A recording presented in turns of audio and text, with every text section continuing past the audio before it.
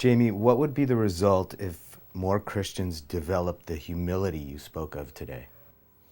Yeah, that's a great question. Because that's a very positive way of putting it. That instead of saying that Christians tend to struggle with pride and don't develop humility, let's think positively. What would happen if Christians were to start to develop that kind of humility that we see happens at the end of Daniel 4 with Nebuchadnezzar? And I guess I think of a few things. One, I believe that Christians would have a lot more influence, both evangelistically as well as in other ways in the culture around us. We tend to not think that. We think that we need to be confident and persuasive and all these other things. But God says that He empowers our humble, submitted spirits to Him.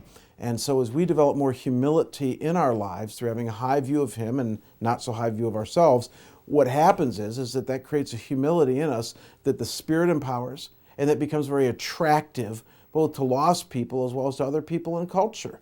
I've just seen it work too many times like that. And I think we all know that. We all tend to be drawn toward humble people. People who have a real sense of self, a sense of their own security, certainly a sense of who God is, and tend to love us. And we all are drawn to that.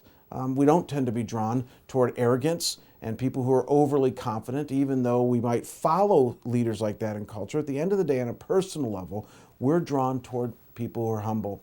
And that's God's plan for us.